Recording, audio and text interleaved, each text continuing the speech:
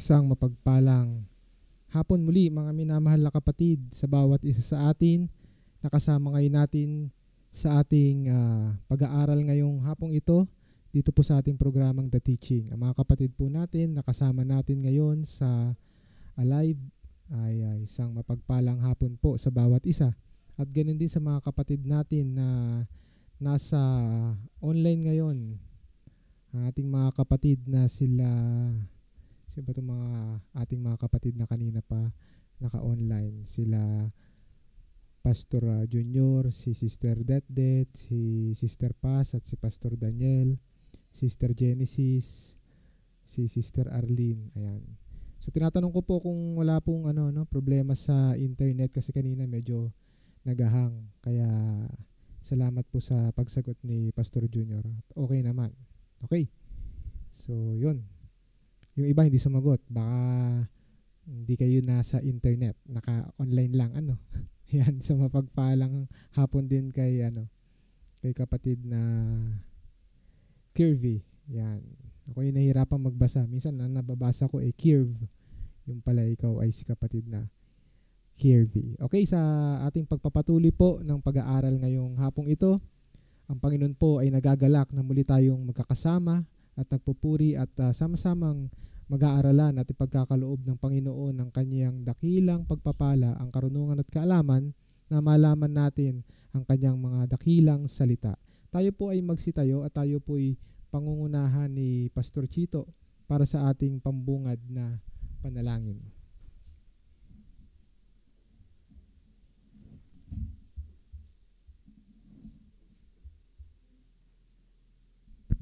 Tayo po'y manalangin.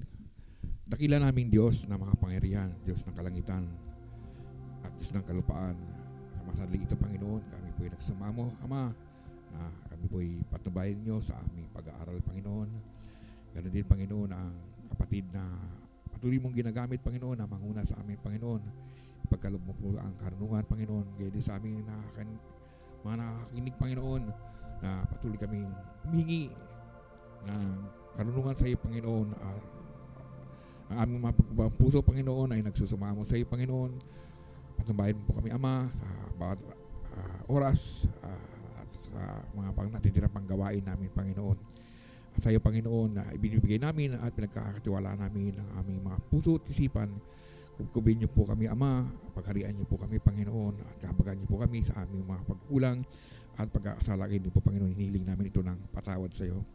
At ito po ang patuloy namin sa samo at dinadalangin sa tanging pangalan ng iyong bugtong na anak na aming Panginoong Jesucristo, aming tagapagligtas at aming Diyos. Amen.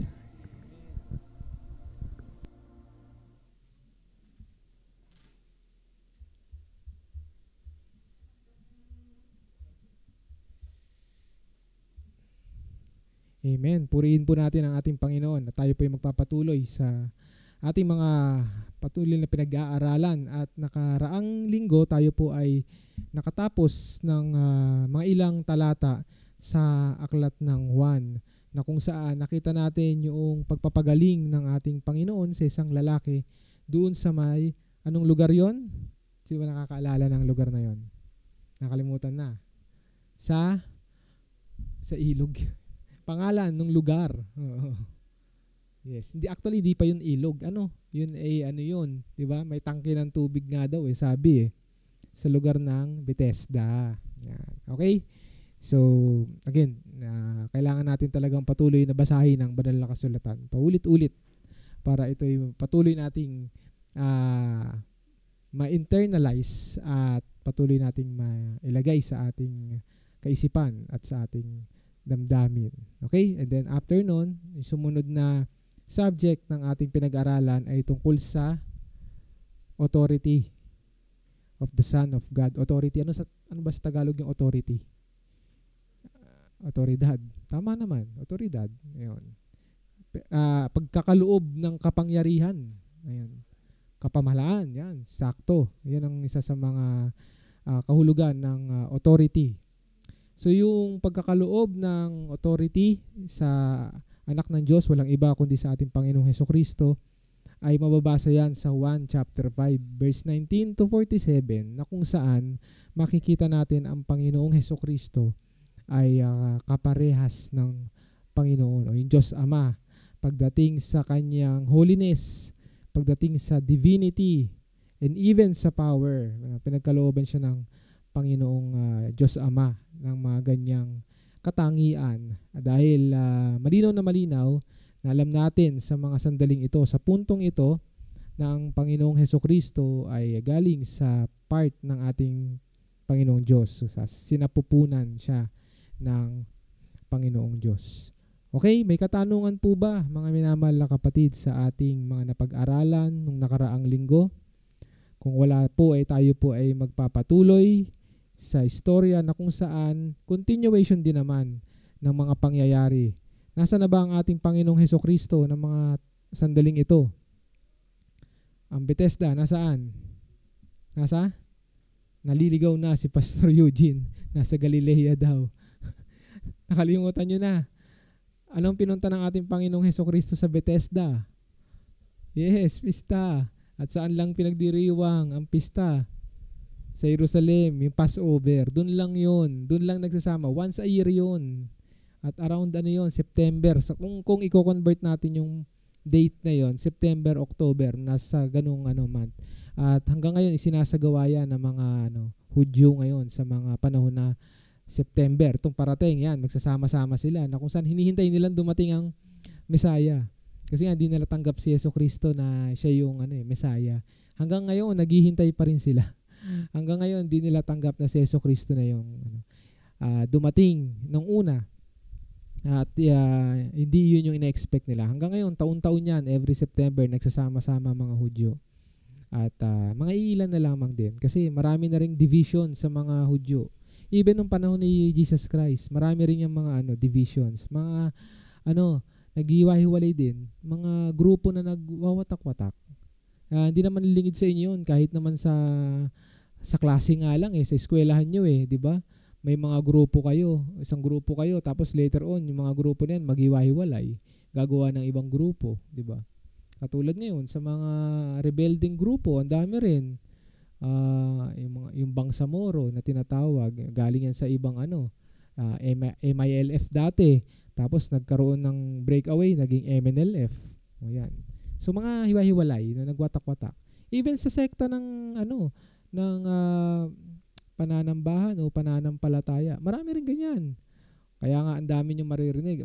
May Iglesia ni Cristo, meron pang United Church of Christ, may Church of Christ AD 33, may Churches of Christ, Latter Saints of Jesus Christ. Nakikita nyo? Lahat yan actually, dati pa yan na may isang grupo, tapos naghiwa-hiwalay, nagwawatak-watak, tinatawag breakaway group. No? So, ganun mga minamahal na kapatid, may mga ganyan din pangyayari kahit sa panahon noon. Ang mga Hudyo hindi naman ngayon totally buo sila.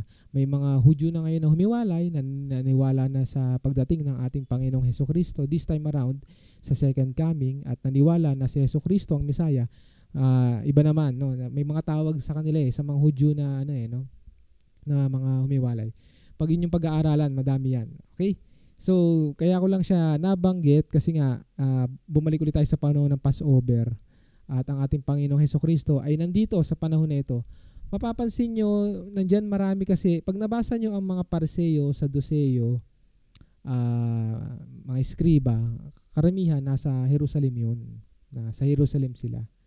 Ang mga nasa Galilea, yan ay mga Samaritans, karamihan. Kaya, although meron din naman existing na mga ganung sekta sa Galilea, but mas majority ay nasa Jerusalem. Kaya pag nabasa nyo at napag-aralan nyo na ang Panginoong Hesukristo ay inuusig siya ng mga Saduceo at mga Pariseo, malaki ang tsansa na ang lugar ay nasa Jerusalem. Center kasi yan kumbaga center of excellence. Parang pinaka-sentro. At mga sinagoga, mga nag-aaral, mga matatalino na tinatawag nila, mga eskriba, yan, ay nandyan sa pinakasentro na yan. At itong susunod na pag-aaralan natin, still, nandito pa rin ang ating Panginoong Hesukristo. Dito natin i-connect yung nasa aklat ng 1. Pero ngayon, tayo po ay magja-jump sa Synoptic Gospel. Itong tatlong aklat na to ay nagkakasundo sa mga istorya na ito. Wala po ito sa aklat ng Juan dahil ulitin ko po na aklat ng Juan may kwento ng ating Panginoong Hesukristo pero nakapokus sa divine aspeto o yung matatawag nating katangian o attributes ng ating Panginoong Hesukristo ay yung pagiging holy niya. Doon nakapokus doon nakapokus si Apostol Juan nung isinusulat niya ito. Kaya may mga kwento talaga na hindi natin matatagpuan sa 1 at merong mga kwento na nasa 1 lamang na wala doon sa 3. Kaya napag-decide ng mga scholar na tawaging synoptic gospel yung Matthew, Mark, and Luke kasi meron silang halos same view and similarity. But may mga istorya at mga karagdagan na makikita rin natin distinct. Okay, may pinagkakaiba sa 3. Okay, let's dive in po. Tayo po ay magsimula sa Matthew chapter 12. Isang istorya po at nandyan na rin po sa title natin sa ating Facebook Live ngayon, mga kapatid nating nakapagbasa. Yun ang advantage ng mga nasa sa live, no? Nakikita niyo yung title. Dito sa alive wala pang nakapost. Pero binabanggit po natin, no? Ang pinaka-title po ng ating pag-aaralan ngayon sa Matthew chapter 12 verse 1 to 8 ay tungkol sa Sabat. Kasi po sa mga huling istorya natin, nagpapagaling ang ating Panginoong Hesukristo sa anong araw? Sa araw ng Sabat. Okay, tingnan natin kasi ito yung continuation. Babasahin magsimula naman tayo sa bandang likuran. Si kapatid na Narbin, babasahin niya yung Matthew chapter 12 verse 1 muna.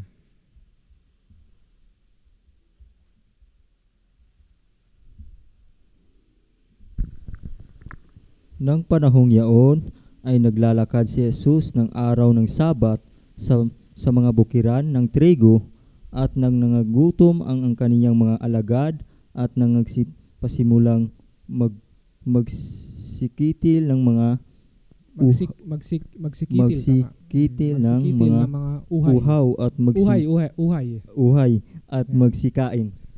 Okay, mukhang nauuhaw na yata si kapatid na Narbin. Okay, so dito makikita natin mga minamahal na kapatid na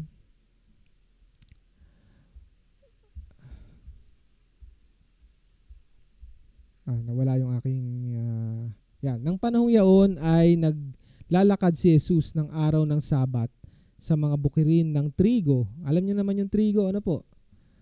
Yan yung mga primary na na pinagkukuhanan ng mga Israelita ng kanilang makakain. Wheat, yung iba naman sa English ay barley.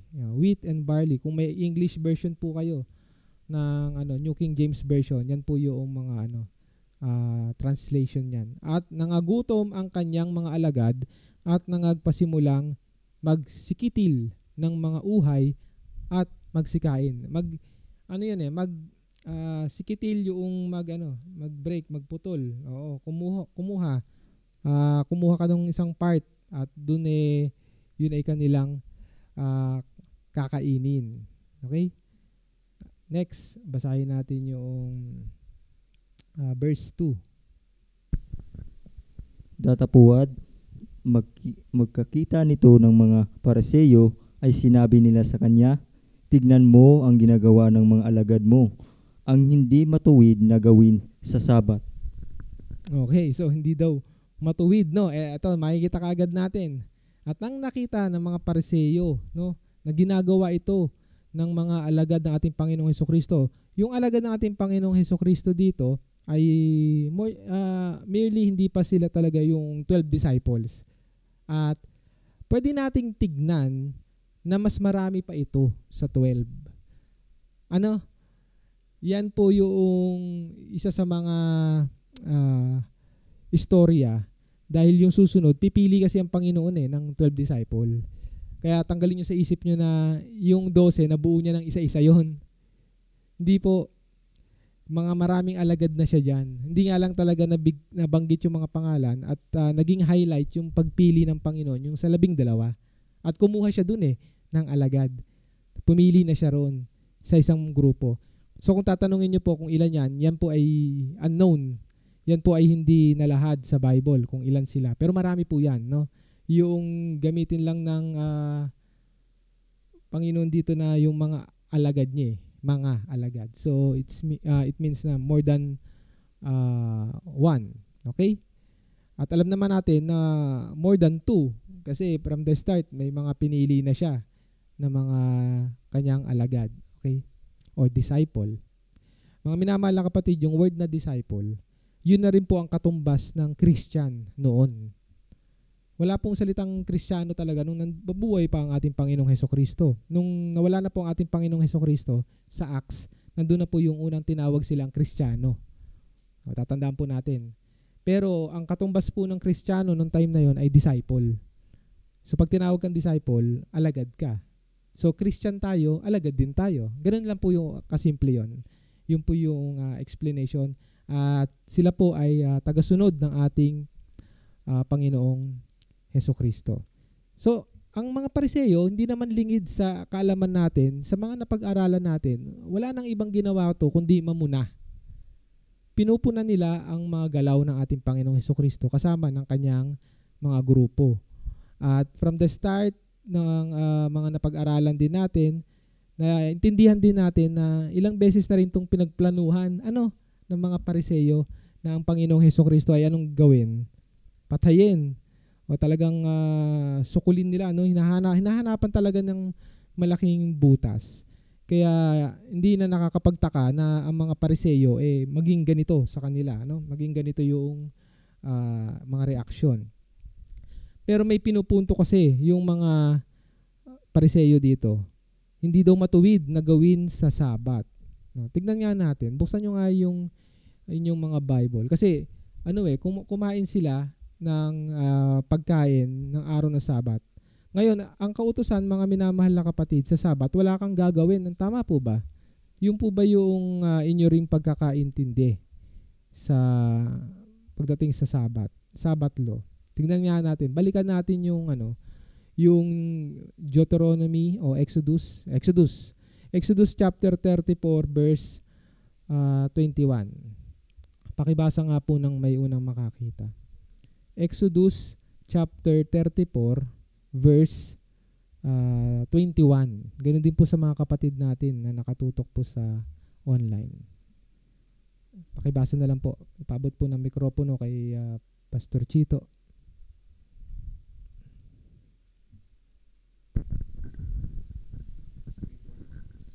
34:21 po ng Exodus.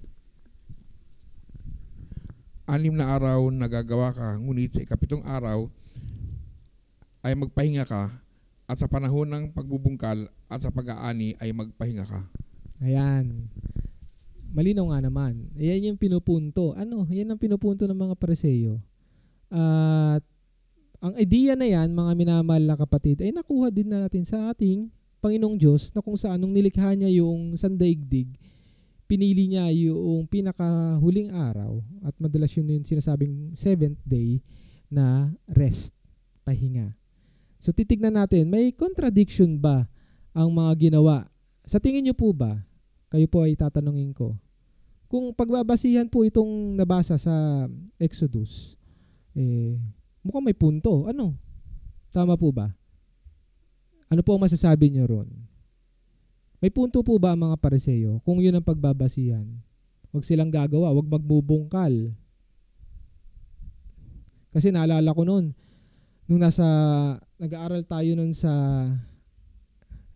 Exodus din, hindi kung ano pa ang aking alaala. Sa panahon ni Moises, pag mamumulot sila ng mana, kung naalala nyo, sa pang-6 na araw, kukuha na sila ng madami na para sa pang-7 araw.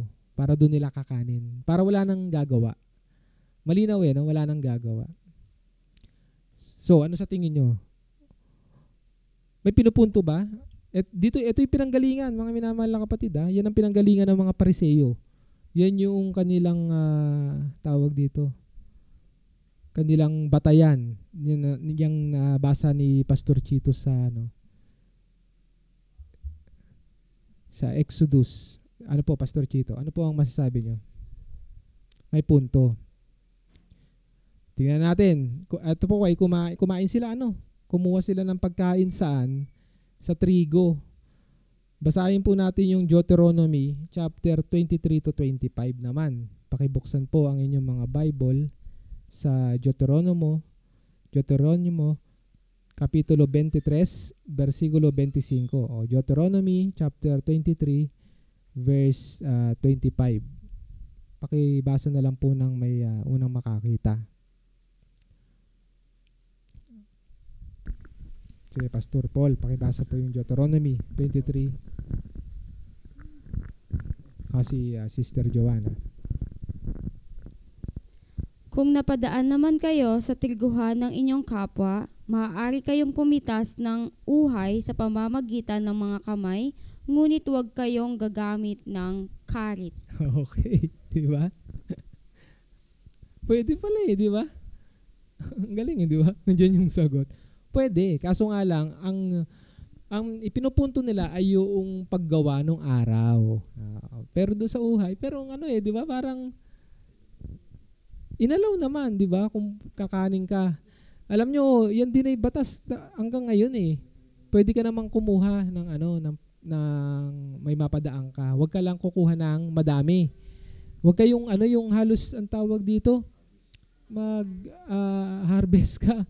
Mayroong naging controversial niya kung narinig niyo yung balita. Yung isang matandang lalaki, kumuha siya ng mangga. Naalala niyo sa kapitbahay. Ngayon, ang daming mga nagalit ng mga netizen na tinatawag kasi nga pinakulong yung matanda. Simpatya yun talaga naman. Kasi matanda na Pero may punto rin naman yung may-ari na nagpakulong. Kung totoo yan kung totoo. Ang kinuha nung matanda, sako-sako. Madami. Ang dami niyang kinuha. Kaya minsan ang isang side ng story, minsan hindi mahirap laging maniwala sa isang side. Kailangan mo talagang tignan yung buong picture. Nakakalungkot man kasi matanda na, pero may basihan. Kaso dito sa pag-aaralan natin ngayon, titignan natin kung may basihan ba yung mga Pariseyo. Ang tanging basihan lang naman nila yung paggawa ng araw na kumakain. Pero sa Deuteronomy pwede binanggit di ba? Kung sila ay napaka-expert sa Torah, dapat alam na alam nila ito. Sige, tuloy natin yung kwento. Ano sabi sa verse 3, kapatid na Narvin? Tatapuat sinabi niya sa kanila, hindi ba ninyo nabasa ang ginawa ni David nang siya'y nagutom at ang mga kasama niya? So, challenge sila ng ating Panginoon. Challenge may istorya. Ito, alam nyo na at dinaanan natin to sa The Teaching. At gayon ito ay nababanggit to sa mga mensahe minsan. Balikan natin. Matatagpuan to sa unang Samuel, chapter 21, verse 1 to 6. Pakibasa nga ng unang may makakita. Sa unang Samuel, chapter 21, verses 1 to 6. Pakibasa po ng tuloy-tuloy yung istorya na ito na si Haring David, tumataka si Haring David nito sa sa isang hari. Si David ay nagpunta sa Nob at nagtuloy siya kay saserdoteng Ahimelech. Sinalubong siya nito at nanginginig na tinanong, "Wala kang kasama? Bakit ka nag-iisa?" Sumagot si David, "Inutusan ako ng hari at ayaw niyang ipasabi kahit kanino. Iniwan ko ang aking mga kasama. Nagpapahintay na lang ako sa kanila. Ano bang makakain dyan? Bigyan mo ako ng 5 tinapay o kahit ilan ang nandyan." Sinabi ng punong saserdote, "Walang tinapay dito kundi ang panghandog. Maaari kong itong ibigay sa iyo kung ang mga kasamahan mo'y hindi sumiping sa babae bago magpunta rito." Sumagot si David, "Ang totoo, hindi kami sumiping sa babae. Kailanman may lakad kami, kahit pangkaraniwan lamang. Ngayon pa kaya na di pangkaraniwan ang lakad namin?" At ibinigay ng saserdote kay David ang tinapay na panghandog na hindi pa natatanggalang kunin sa harapan ni Yahweh, pagkat ang mga ito'y pinalitan ng bago ng araw na iyon. Okay. So, yung pagkain niyan ay pinagbabawal talaga noon sa Leviticus. Basahin natin yung Leviticus balikan natin yung story ngayon mamaya. Balikan muna natin yung Leviticus chapter 24 verse 9 na kung saan dito yung pinanggalingan na doon sa holy place sa tabernacle, yung lugar na yon ay merong hinandog na pagkain doon. At yung pagkain na yon ay walang ibang pwedeng tumangkilik noon kundi mga priest, mga Levites. Okay, basahin po na ng kapatid natin na makakita. Leviticus chapter 24 verse 9.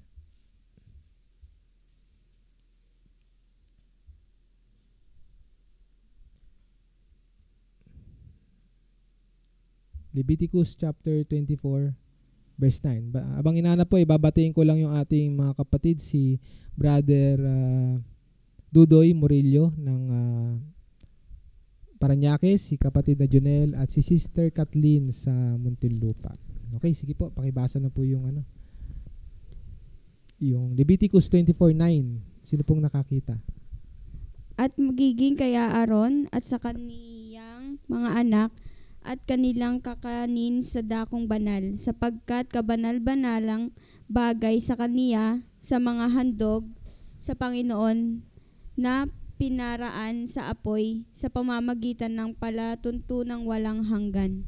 Okay, yun po mga minamahal na kapatid, ang standard na kautusan pagdating doon sa tinapay na yon. Pero hindi nakita ng mga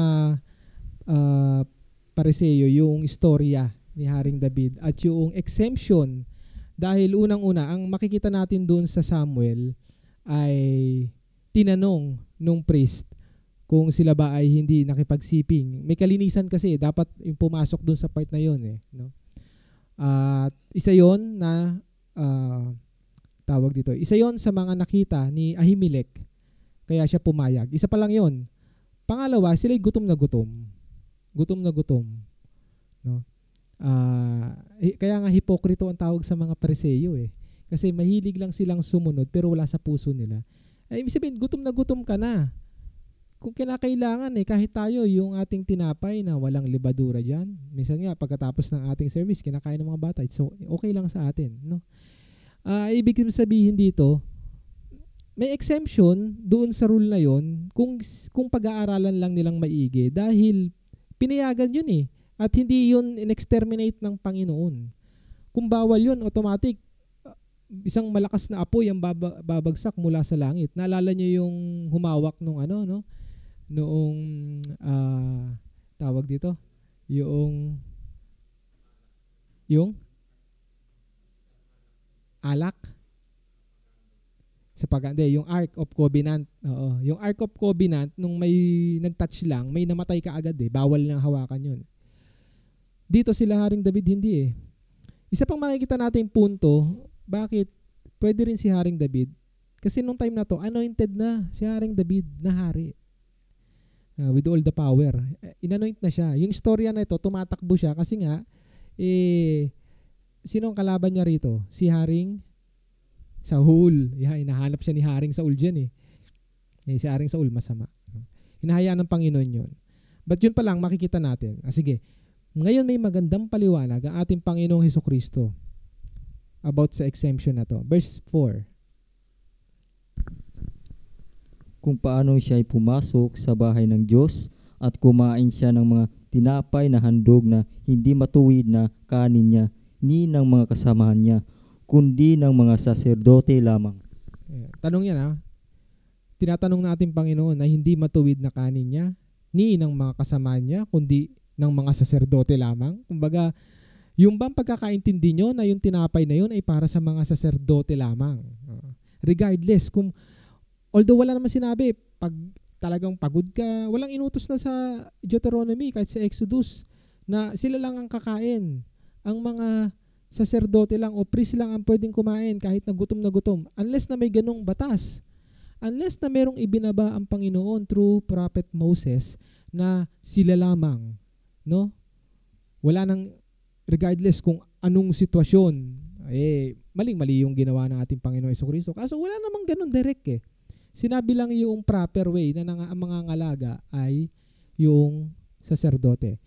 Isa pang makikita natin, sabi nung ni Ahimelech dun sa Samuel kanina sa binasa ng ating kapatid, yung tinapay na yun, papalitan na rin naman na. Di ba? Na-analyze nyo. Sabi, papalitan na rin siya eh. Kumbaga, kaysa masayang yan at kayo'y pagod na pagod, no? Pag-ibig yun eh. Yun yung mercy. Yun yung pagmamahal during ng Sabat na hindi maintindihan ng mga Pariseyo. Balik tayo ulit sa Mateo. Ano sabi sa verse 5?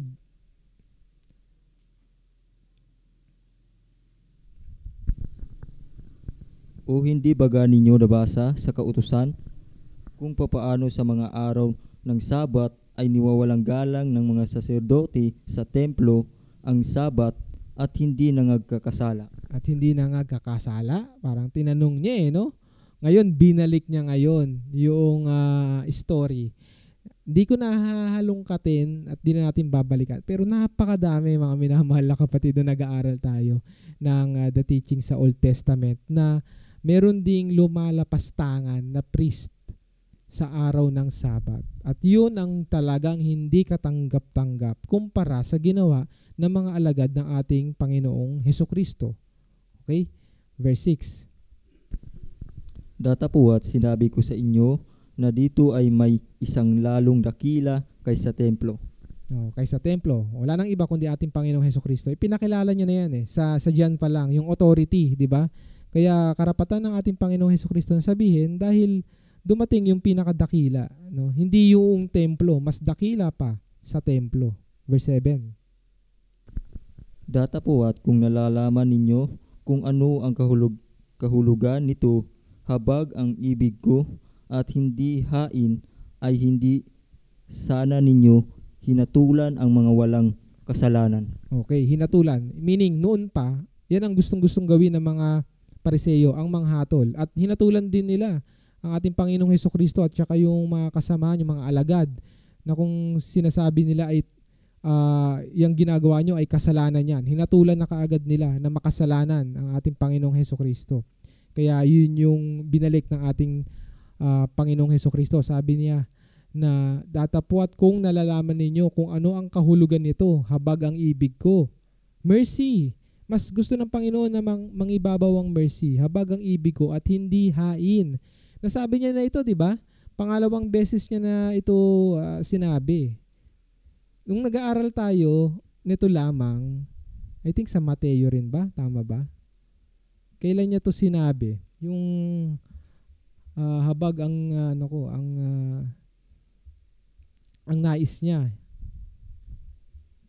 Saan, Pastor Eugene? Nagpagaling siya. Nagpagaling siya ng lumpo. Matthew 9 verse 13. Mateo 9, nasa 12 kasi tayo ngayon, ano? Mateo 9 versikulo 13. Matthew chapter 9 verse 13. At yung tong lumpo na to, ito yung lumpo sa Galilea. Sinabi niya ito, no? Doon din sa mga tumutuligsa sa kanya. At pagpunta niya ng Jerusalem, ito rin yun. Tama ba? Pareho lang. Matthew chapter 9 verse 13. But go and learn what this means. I desire mercy and not sacrifice. Diba? Ang galing. Then later on, ito. Pagdating na naman sa Jerusalem, ito na naman din yung sinabi ng ating Panginoong Hesukristo. Mas importante lagi yung puso, yung damdamin. Kasi ang mga Pariseyo, ano ba yung word na legalistic. Yan. Naku, legalism. Marami yan. Marami ngayong church na ganyan. Sila ay nagiging legalistic. Very straightforward sa kautusan na hindi naintindihan. No? Bakit nyo ginagawa yan? Ba't kayo nagugas ang paa? Bawal na yan. Hindi na yan inutos. Kasalanan. Yan, mga legalistic yon. Ang daming mga ganyan sa panahon ngayon.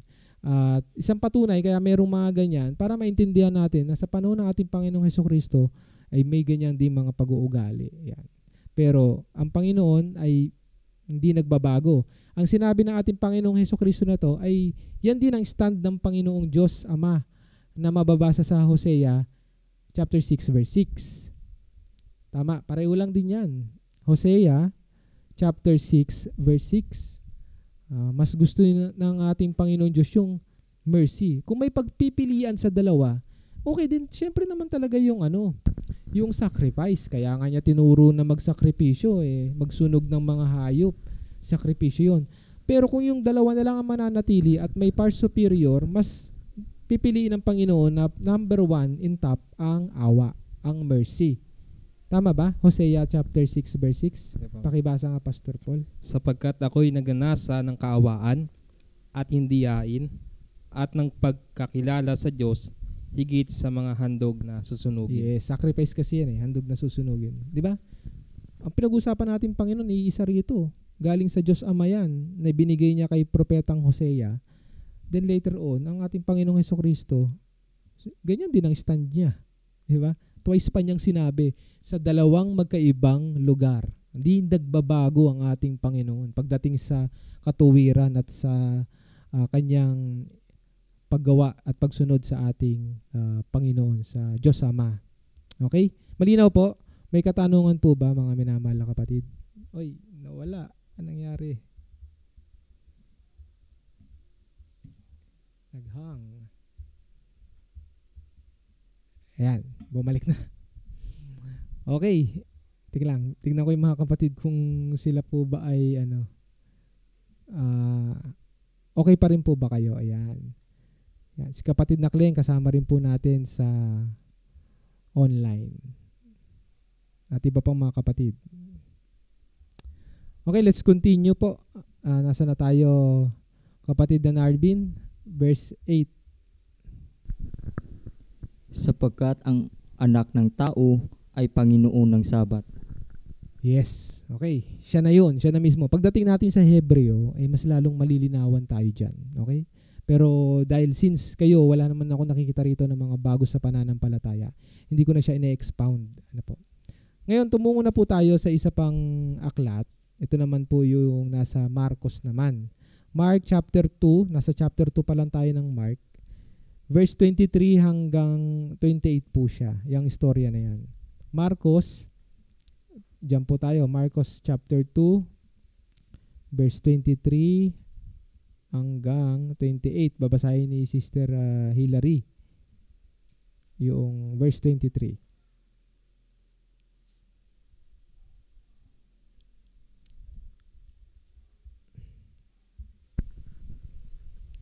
Verse 23. At nangyari na nagdaraan siya sa mga Tama ba? Bukirin, tama. Bukirin ng trigo. Bukiran at trigo ng araw ng Sabat at ng mga alagad niya, samantalang nagsisilakad ay nagpasimulang nagsikitil ng mga uhay. May isa version sa English version, sa King James version or New King James version. Pag nakita nyo, cornfield nga yung ibang term kasi hindi nga nila mahanap, wala silang hindi ko alam yung translation bakit cornfield, pero hindi yan corn, walang tumutubong corn sa sa part na yon. Ang primarily po ay yung wheat at saka barley grass. Yun po yung kanilang, yung wheat ginagamit nila sa tinapay, pero yung rice wala po sila niyan. Sige, pakituloy po sa verse 24. At sinabi sa kaniya ng mga Fariseyo, narito, bakit ginagawa nila sa araw ng Sabat ang hindi matuwid? Okay, same lang hindi na matuwid. So, yun po yung judgment nila ng mga Fariseyo sa ating Panginoong Hesukristo at ganoon din sa mga alagad. Verse 25.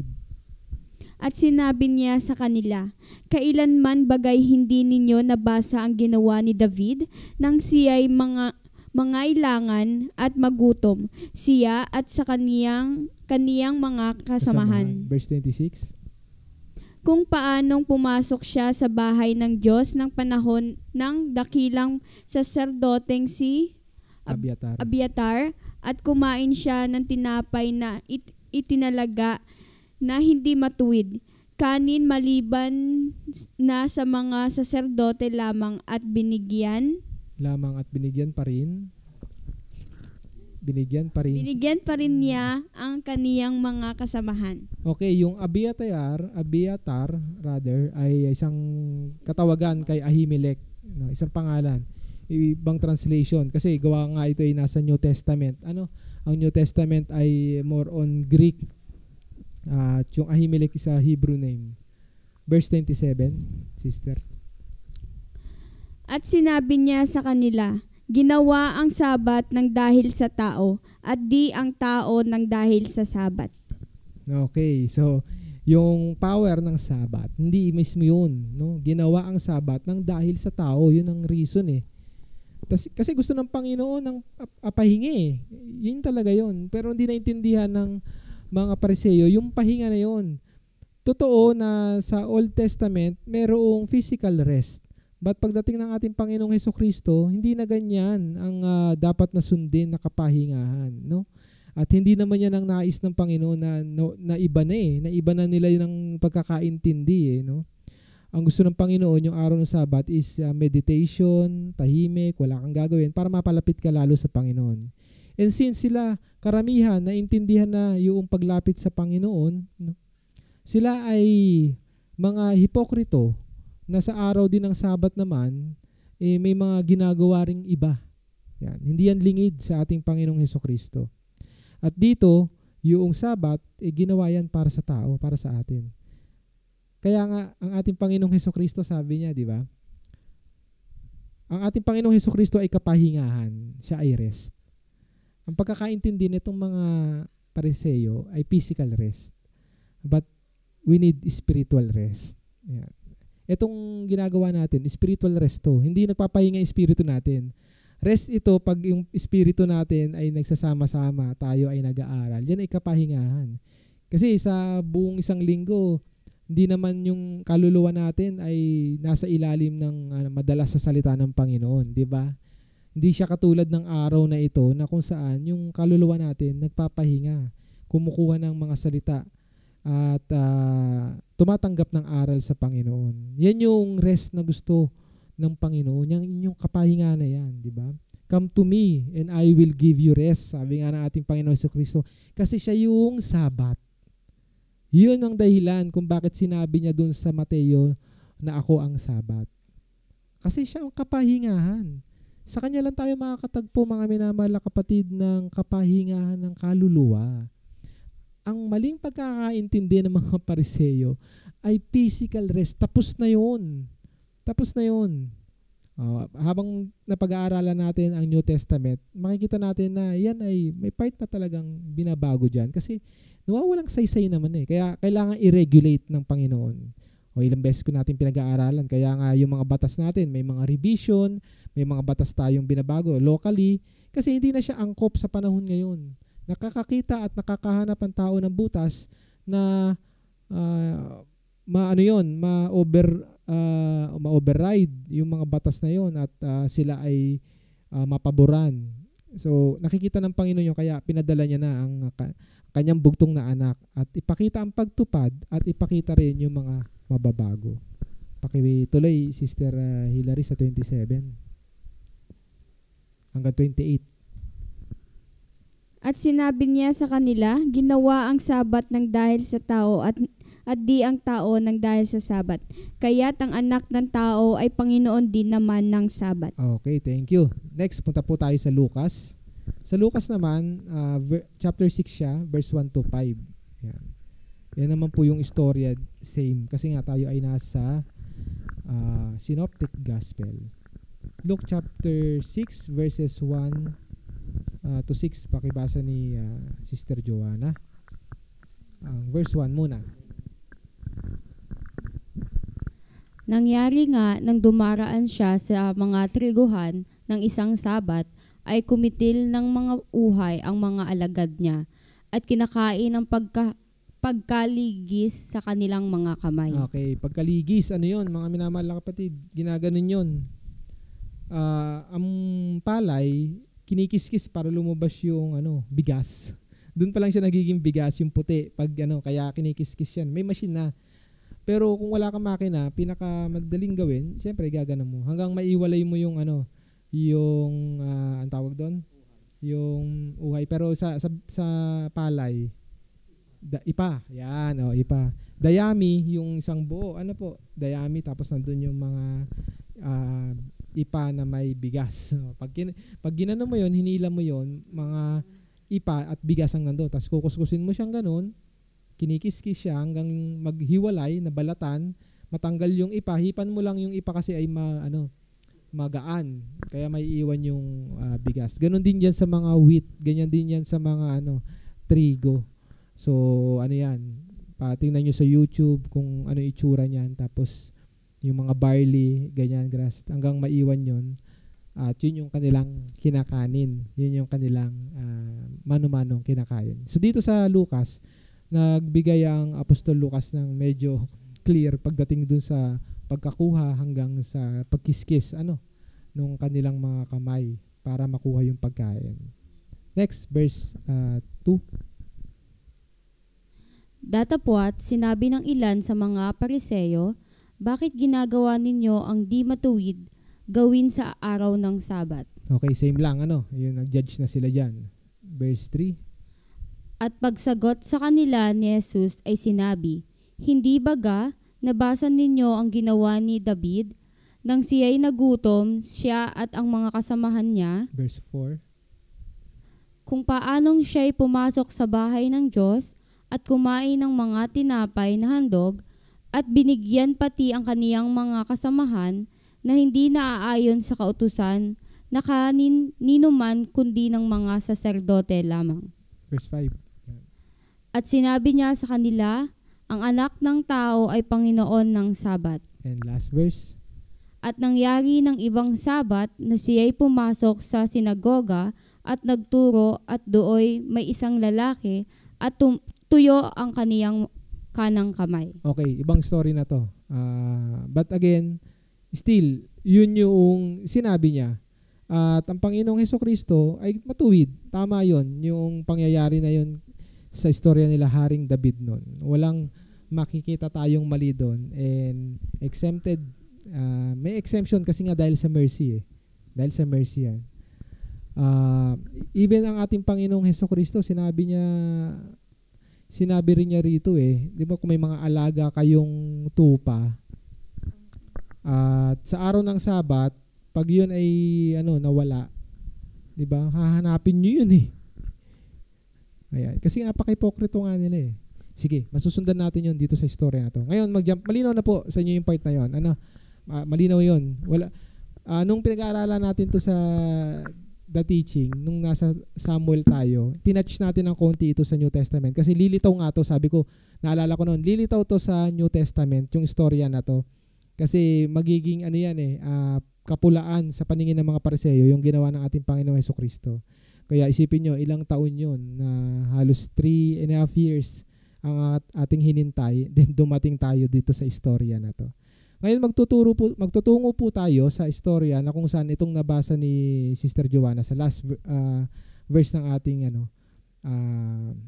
lesson plan, yung ang ating Panginoong Hesukristo at nangyari ng ibang Sabat. Still, di ba? Hindi matigas ang ulo ng ating Panginoon kasi mas gusto niya na magpagaling sa araw ng Sabat. Di na mabuti. Na siya'y pumasok sa sinagoga naman at nagturo.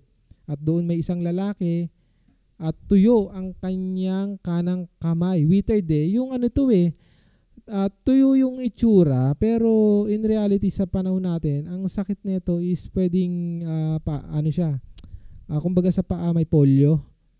Sa kamay meron din yung may mga polio rin ba yun pag tinawag? Pag polio kasi parang paa lang pero meron din sa kamay. Talaga lang siya, hindi maliit. Then, dahil sa maliit siya, yung skin nagiging sag. Kaya ang itsura ay parang natutuyo. Yun po yung yun yung karamdaman nitong lalaki na ito na naabutan ng ating Panginoon habang siya ay nagtuturo sa loob ng sinagoga. And still, nandito pa rin sa part ng Jerusalem. Ituloy natin sa Mateo. Balik po tayo sa Mateo chapter 12. 12 pa rin. Verse 9 to 14 naman po. Sa Mateo chapter 12. Itutuloy lang natin yung nandun sa verse 9 to 14. Babasahin ni Pastor Paul yung verse 9.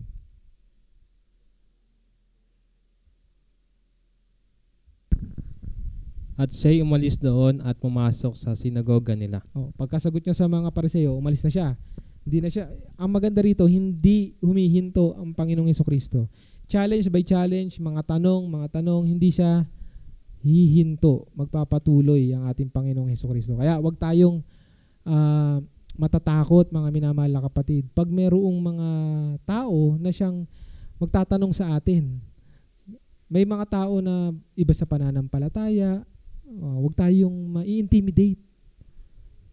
Umayon lang tayo, ngumiti lang tayo, sumagot lang tayo na may kababaan at katotohanan sa Bible. Pag pinangunahan ka ng takot, ng pangamba, naku, hindi ka magiging effective. Ang Panginoong Hesukristo hindi siya nagpatinag. Kahit ba itong mga nagtatanong, hindi naman malinaw ang damdamin, hindi naman katulad ng binanggit ni Pastor Arthur kaninang umaga, may mga uri ng mga nagtatanong Ito yung isa sa mga uri ng nagtatanong na nang susukol lang, 'di ba? Hindi nila gustong hanapin yung katotohanan. Gusto lang nila talagang ibitag or hulihin. At yun, alam niyo na yun. Maraming ganyan kahit naman sa panahon ngayon. Meron din naman nagtatanong na talagang pure ang heart na malaman. At marami rin nagtatanong na gusto i-challenge kasi gusto pa niyang maintindihan. Ayan. So lahat yan darating sa buhay natin, mga minamahal na kapatid. And huwag tayong pangunahan ng takot pag dumating yan. Tingnan natin ang ating Panginoong Hesukristo kung paano niya hinarap yan, lahat ng mga yan.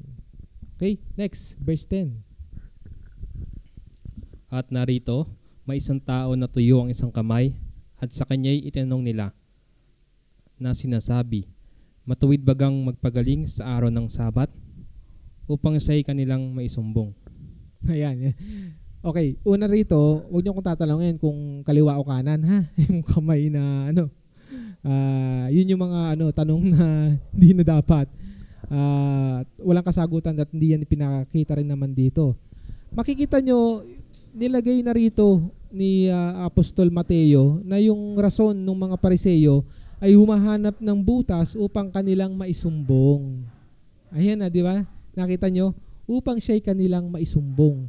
Itong mga Pariseo, magsusumbong pa yan sa mga higher authority at yung higher authority, isusumbong niya sa mga Roman soldier. At yung mga Roman soldier, yan yung kasi under sila ng Roman soldier, under ng Roman government rather. Kaya sila ay uso dyan ng mga sipsipan, uso dyan ng mga sumbong. Yan yung hinihintay ng mga Pariseo. Siyempre, alam ng Panginoon yung damdamin ng mga yan. Ulitin ko, babasahin ko lang in verse 10. At narito may isang tao na tuyo ang isang kamay at siya'y kanya'y itinanong nila na sinasabi, matuwid bagang magpagaling sa araw ng Sabat upang siya'y kanilang masumbong. Ang sabi sa verse 11, Pastor Paul. At sinabi sa kanila, sino kaya sa inyo na kung mayroong isang tupa na kung mahulog ito sa isang hukay sa araw ng Sabat, ay hindi ba niya aabutin at hahanguin? Okay. Ang talino ng sagot ng Panginoon. Kasi bagamat nalalaman niya yung damdamin, ang tanong kasi dito sa verse 10, oo at hindi lang ang hinihintay Di ba?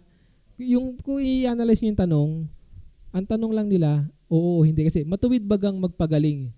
Sabi Kristo, matuwid bagang magpagaling sa araw na Sabat. Pag ganung tanong, oo o hindi lang, di ba? Parang kumain ka na ba? Oo, hindi lang. Magaling ang ating Panginoong Hesukristo Kasi pag sinabi niyang oo, which is tama naman, matuwid yun, upang siya'y kanilang maisumbong. Yun lang ang hinihintay Pero ang Panginoon, napakagaling. Sabi sa verse 11, hindi niya sinagot ng oo, hindi. Ibinalik niya sa isang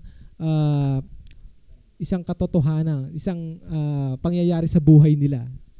Ayun, ito yung binasa ni Pastor Paul. Ulitin ko lang. At sinabi niya sa kanila, sino kaya sa inyo na kung mayroong isang tupa, na kung mahulog ito sa isang hukay sa araw ng Sabat, ay hindi ba ganyan aabutin at nguin? Siguro biglang tinamaan itong mga Pariseo. Kung kasi ginagawa namin yan nagbi-business nga yung mga yan sa araw ng Sabat. Masyado silang, kaya nga hipokrito Ang tawag, you hypocrites, sabi natin Panginoong Hesukristo. Kasi mahilig silang magsabi ng ganyan, pero hindi nakikita sa buhay nila. Walang application sa buhay ng mga Pariseo, yung kanilang mga sinasabi. Verse 12, Pastor Paul. Kano pa nga ang isang tao na may halaga kaysa isang tupa? Kaya't matuwid na gumawa ng mabuti sa araw ng Sabat. Yan. Kaya't matuwid na gumawa. Hindi siya nagsalita ng oo, hindi. Kundi siya, kaya't matuwid na gumawa ng mabuti sa araw ng Sabat. At hindi na rin sila nakagalaw dahil tinamaan sila doon sa sinabi ng ating Panginoong Hesukristo na talagang gawain din nila. Verse 13. Nang magkagayoy, sinabi niya sa lalaki, iunat mo ang iyong kamay, at inunat niya, at napauling walang sakit na gaya ng isa. Okay, nagaya ng isa. Pareho na, katulad nung isang kondisyon ng isang kamay. Itinuloy ng Panginoon, hindi na nakapagsalita itong mga Pariseyo na to at talagang silang nasukol na ibalik ng ating Panginoong Hesukristo sa pamamagitan ng katotohanan at matuwid na pananalita. Itinuloy ng Panginoon ang pagpapagaling. Nag-focus na ulit siya doon sa kanyang mission. So ganun lang naman tayo eh. Pag tayo ay mga naka-experience kayo ng kayo ay tinatanong, kayo ay inuusig, sagutin nyo lang ng tama at katotohanan. After nun, tanggapin man nila o hindi, mag-move forward na tayo. Katulad ng ating Panginoong Hesukristo. Hindi niya na kailangang ipagpilitan eh. Kasi alam niya yung damdamin ng mga yan eh. Kaya tama na yung sumagot siya ng katotohanan na totoo, then proceed dun sa tunay niyang misyon. Ito ang pagalingin tong lalaking ito.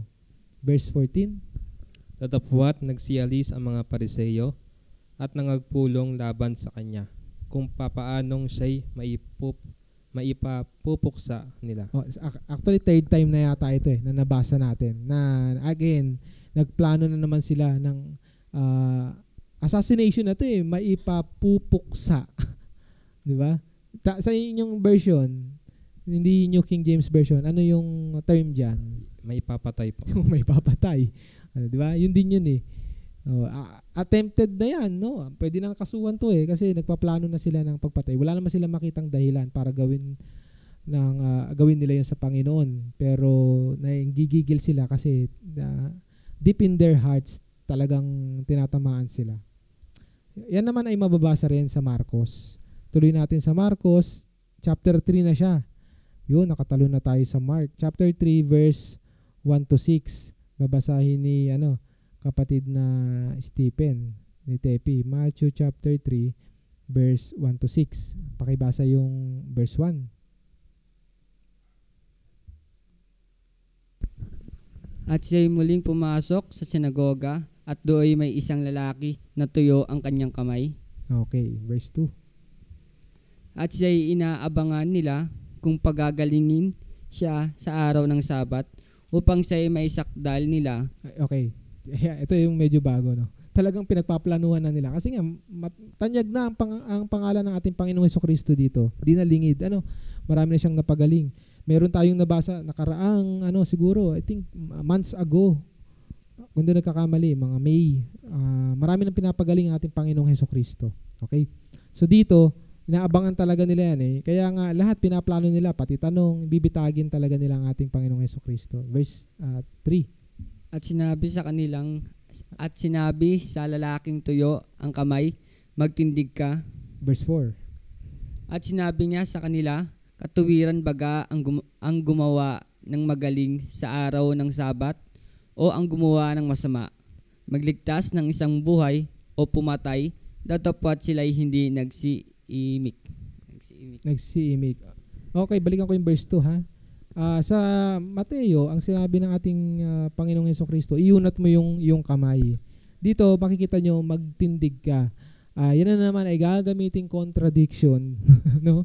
Dahil naghahanap sila, para may mga Pariseyo rin sa panahon ngayon naghahanap sila ng butas pagdating sa katotohanan. Sabi ng mga ateista, hindi naman totoo. Contradict yan. Akala ko ba nagkakaisa sila? Ba't dito magtindig? Ba't doon magsiunat?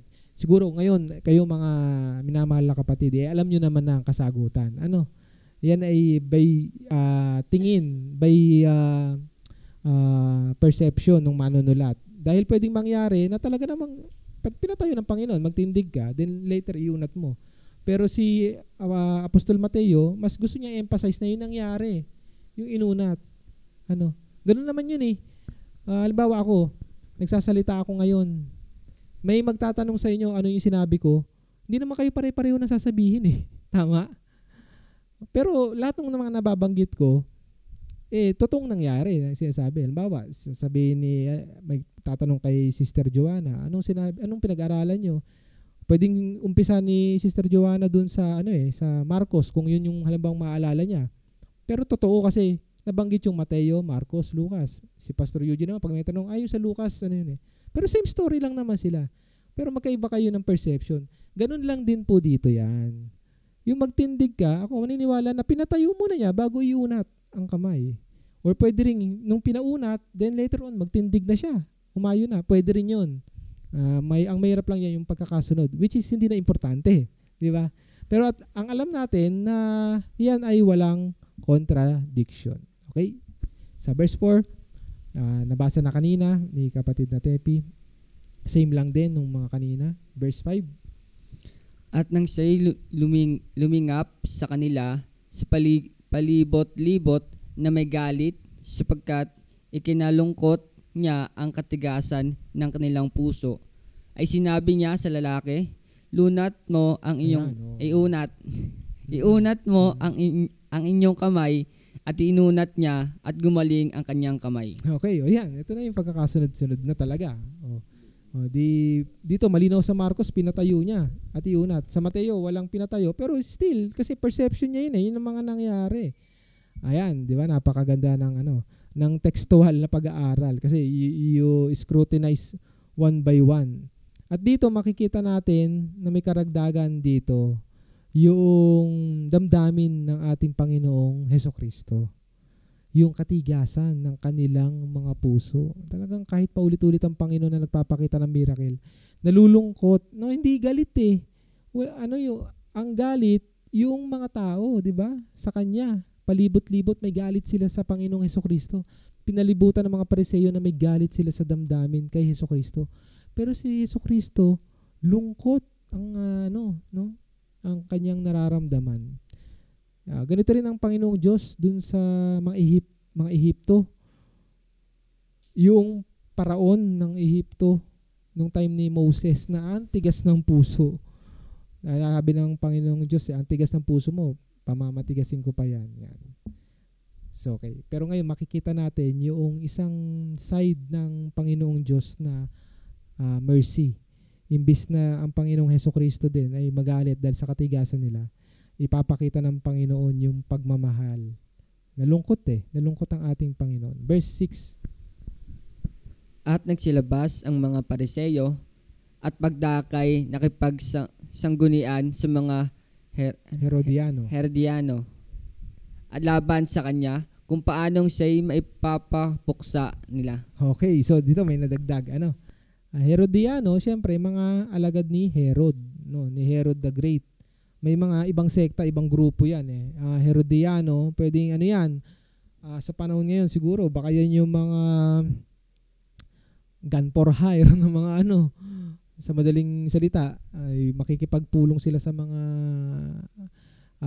assassinator o yan. Kasi yung mga underground, yung Herodiano na yan. Okay? So yun, masama ang plano ng mga Pariseo. Tayo tutungo sa Lucas. Itutuloy lang din natin yung sa Lucas kanina na tapos tayo sa verse 6. Umpisan sa verse 6. Siguro, Luke chapter 6, verse 7 to 11 na. Luke chapter 6, verse 7, 11. Yan. Babasahin ni Pastor Ray. Yung verse 7 na. At inaabangan siya ng mga eskriba at ng mga Pariseo kung siya'y magpapagaling sa Sabat upang makasumpong sila ng paraan na siya'y may sakdal. Okay, so hindi lang basta pala Pariseo, kasama na eskriba. Alam niyo, kadalasan meron naman parang magkakahalo.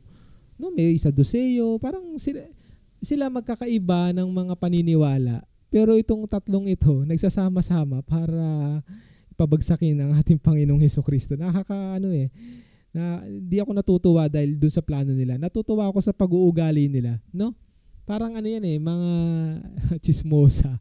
May mga grupo ng chismosa na magkakagalit kasi chismosa, galit sa kapwa chismosa. Tapos pag nakakita sila ng kaingitan nila matuwid, minsan magsasama-sama yan. Siraan natin to. Kaya, kasi masyadong matuwid Ganun lang din itong mga grupo na to, itong Eskriba, mga Pariseo, Saduceo. Wala pa ang ating Panginoong Hesukristo, mag-contradict na sila, may sarili silang paniniwala.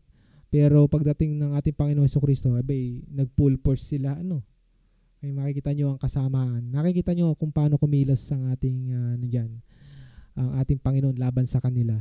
At makikita rin natin yung pagkilos ni Satanas sa buhay ng mga yan. Verse 8. Datapwat nalalaman niya ang kanilang mga kaisipan at sinabi sa lalaki na tuyo ang kamay, magtindig ka at tumayo ka sa gitna, at siya'y nagtindig at tumayo. Okay, verse 9. At sinabi sa kanila ni Jesus, itinatanong ko sa inyo, matuwid bagang gumawa ng magaling o gumawa ng masama kung Sabat, magligtas Yan, okay. ng isang buhay o pumuksa? Ayan, di ba? Alin mga yun ang matuwid? Binabalik niya ngayon yung tanong So may conversation na dito after nung pagpapagaling. Yung isang kwento naman kanina, conversation muna bago pagalingin. Hindi pa rin naman contradict yun, mga minamahal na kapatid. Still, nangyari pa rin yan. Verse 10, Pastor Ray. At minamasdan niya silang lahat sa palibot-libot at sinabi sa kanya, iunat mo ang iyong kamay, at ginawa niyang gayon at gumaling ang kaniyang kamay. Verse 11. Datapwat sila'y nangapuno ng galit at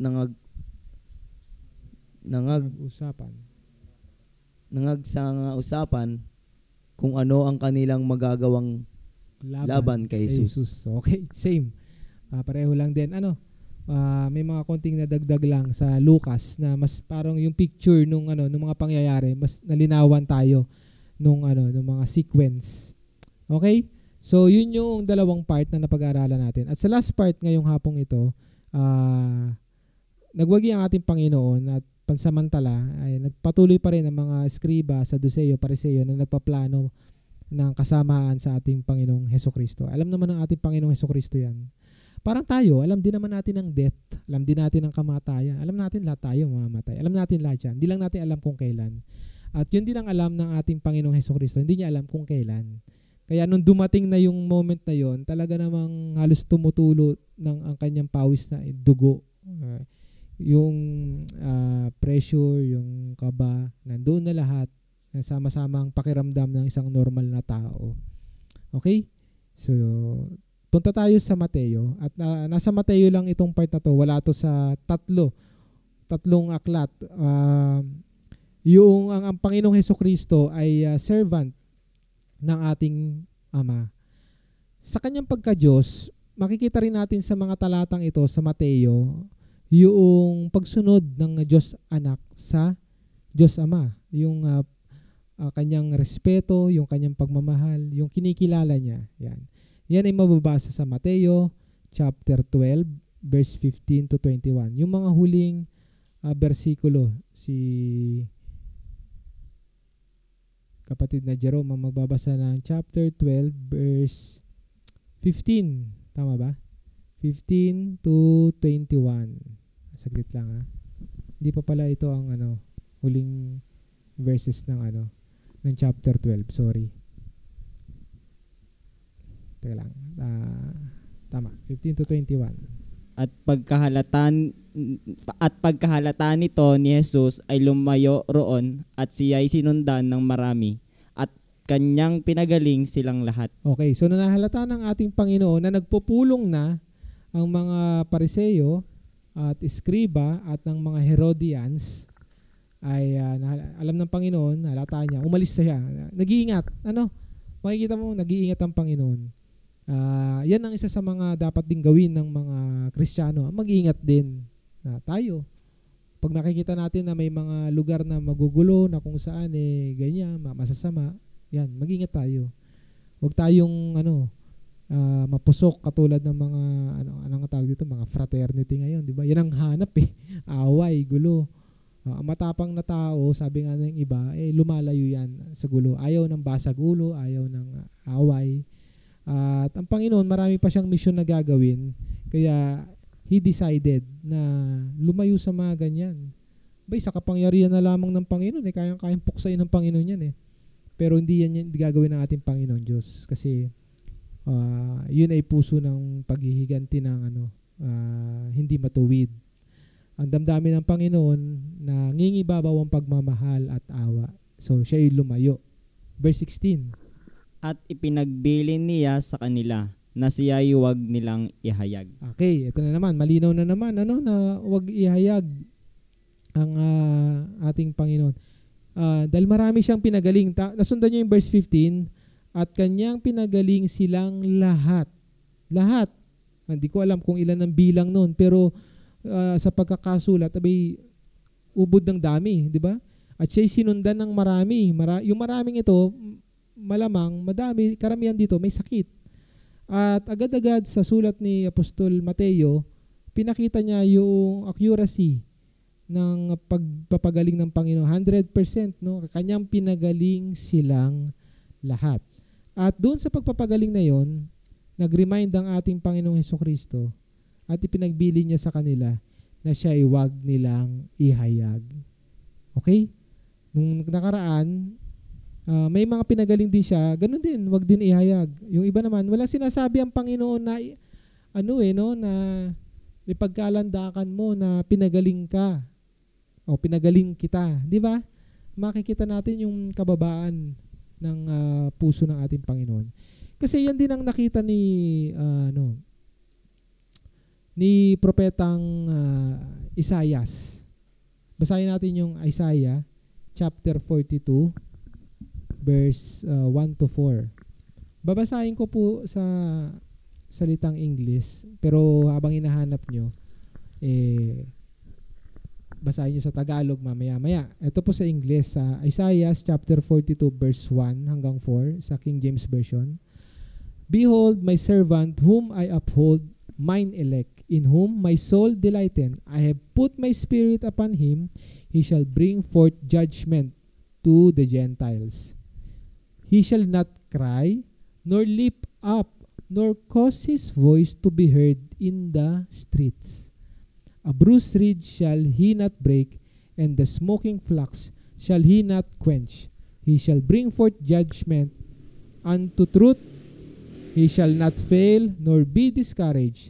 Still he have a set judgment in the earth, and the isles shall wait for his law. Alam ng propetang Isaiah ang katangian ng ating Panginoong Hesukristo. Yan. Ilang libong taon yan bago dumating ang ating Panginoon. Ngayon, sa Tagalog, pakibasa lang yung verse 2 ng chapter 42. Siya'y hindi hihiyaw o maglalakas man ng tinig o iparirinig man ang kanyang tinig sa lansangan. Yan. Kaya dito sa verse 16 ng Matthew 12, di ba pinagbili niya sa kanila na siya'y huwag nilang ihayag. Di ba makita niyo yung consistency? Di ba? Yan ang Panginoong Hesukristo noon sa sa Isaias. Ang Panginoon hindi nagyayabang, ngayon napakadami na. Sabi, kami lang maliligtas. Nako, hindi na kayo maliligtas, kami lang. May mga ganun. May narinig pa nga ako, may napanood pa nga ako. Sabi niya, ako ang anak ng Diyos. Di ba? Natawa kayo, siguro narinig niyo rin yun, Sabi niya, pinagmamalaki niya, ako. Nakakalungkot, Kaya, ang turo ng Panginoon, hindi tayo ganon. Hindi ituturo ng Panginoon na maging ganon tayo. Kaya sa mga nakakasalamuhan natin, hindi natin sasabihin na tayo lamang ang maliligtas. Hindi tayo nagyayabang ng ganon Kasi ang Panginoon hindi ganon. Ang mga kabutihan, karunungan, at ang mga miracle sa buhay, yan ay ikep natin at ikasaya natin ng may pagpapakumbaba. Ngayon napakadami. Ang sasabihin nila, kami lang ang maliligtas, kami lang ang tama. Ayan. Along the streets, pinaghihiyawan yan sa lahat. Nagiging overconfident dahil nakita niya yung tama at karunungan at napalitan naman yung damdamin niya ng pagmamataas. Yan. So yun yung reason kung bakit ang Panginoong Hesukristo ayaw niya ihayag Ayaw niya. Nandiyan pa rin yan. Yan ay nasa Isaiah. Isipin nyo, napakatagal na taon. And yung connection ay nandito. Okay, malinaw po yan. Tuloy po natin sa verse 17. Upang matupad ang sinasabi sa pamamagitan ng propeta Isaias na nagsasabi, Verse 18. Narito ang lingkod ko na aking hinirang at minahal ko na kinalulugdan ng aking kaluluwa. Isasaka niya ko ang aking espiritu at ihahayag niya ang paghuhukom sa mga hintil. Verse 19. Hindi siya makikipagtalo ni sisigaw, ni maririnig man ng sinuman ang kanyang tinig sa mga lansangan. Okay. Verse 20. Hindi niya babaliin ang tambong gapok at hindi papatayin ang timsim na umuusok hanggang sa pagpapagtagumpayin ang paghuhukom. Verse 21. At aasa sa kanyang pangalan ang mga hintil. Okay, di ba? Ito yung verse 19, no? Hindi siya ngayon, nagpapagalingan ngayon sa debate. Yan. Tapos sa debate, doon makita, sigawan, hiyawan, ano? Hindi ganyan po ang anak ng Diyos. Ang mga anak ng Panginoon, ang mga kapatid ng ating Panginoong Hesukristo sa Iglesia ng Diyos. Hindi po yan ang damdamin. Hindi makikipagtalo, makikipagtalastasan. Yan po yung magandang word sa atin, nakikipagtalastasan. Pero hindi makikipagtalo, hindi tayo nakikiayon. Hindi tayo pumapatol sa mga ganong pag-uugaling ng iba. Kasi yan ang gusto ng Panginoon sa atin. Ginawa ng Panginoong Hesukristo yan eh. Kung ano yung nilakaran niya, gusto ng Panginoon yun din yung lakaran natin. Okay?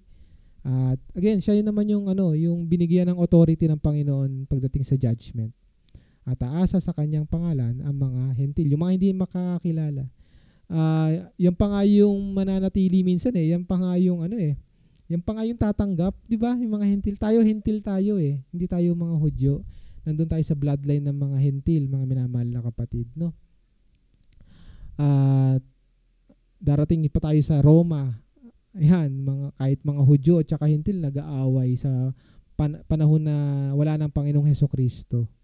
Parang ngayon, nag-aaway na rin lahat-lahat ng mga ibang sekta, no, ng relihiyon.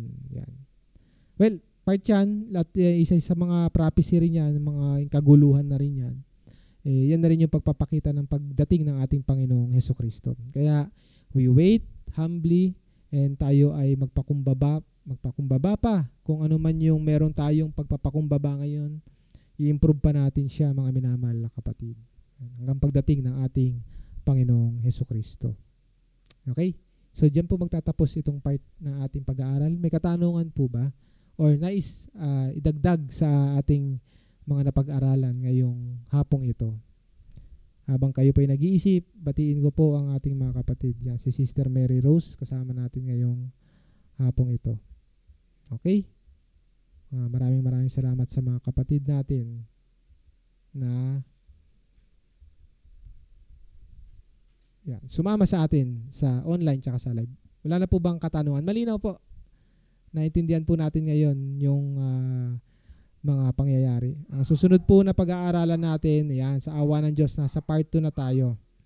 Huwag po kayo mawawala next Sunday. Kasi yung kung paano ang Panginoon ay nagtuturo at lumaganap, yung kalidad ng pagtuturo niya, yun po yung tatalakayin natin. Babalik po tayo sa Mateo, ang layo na natin chapter 12 tayo. Ngayon babalik tayo dun sa Beatitudes. Yung nagtuturo siya dun sa Galilea. Babalik po tayo sa Galilea next time. At pag-appoint niya ng mga disciple. Yan po yung pagkakasunod. At kung ano yung pangangaral niya, yun po yung babalikan natin sa Mateo chapter 4. Yung nagpagaling pa siya ng marami at yung Beatitude. Yan yung magandang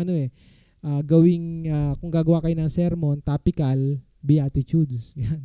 Yung isang verse nun, mapalad ang di ba puro mapalad yun? Kumuha lang kayo ng isa, topic na yun yung palad na yun. Yung Beatitude na yan, napakaganda pong maging example siya ng topical message. Since na pag-aaralan natin kagabi, yung mga style at paggawa ng mga sermon. Yan. So, yan po, sa next Sunday po, mga minamahal na kapatid, kung wala po kayong katanungan, maraming pong salamat. Abangan po natin yung topic natin next Sunday. Maganda po yan. Hihirang na po ang Panginoon ng 12 sa kanyang mga alagad. So yung mga closely, yan, ating pong tutunghayan yan. At yung pagpapagaling ng Panginoon sa napakadami pa. At yung aral o yung tinatawag nating Beatitudes. Okay? So maraming pong salamat. Hiniling ko po ang bawat isa ay magsitayo. Tayo po ay pangungunahan muli ni Pastor Chito para sa ating pangwakas na panalangin. Mapagpala namin Diyos, sa mga sandaling ito, Ama, may kagalakan ng aming mga puso, Panginoon, sa mga salita na aming napag-aralan, Panginoon, na ito, Panginoon, ay maging patnubay namin, magamit namin sa aming paglilingkod. Tunay nga, Diyos, na wala po kaming magagawa kung wala ka po sa amin. Salamat, Ama, sa kapatid namin na patuloy mong ginagamit, at salamat, Panginoon, na tinanggal mo, Ama, kung ano man ang makakadlang sa gawain ito, na patid namin, Ama, na narito ang iyong kagalakan, Panginoon. Tulungan mo kami, Ama, na magpatuloy, Panginoon, na may kagalakan, Panginoon, sa mga gawain ito, Panginoon. At samahan po kami, Ama, sa natitira pa naming gawain.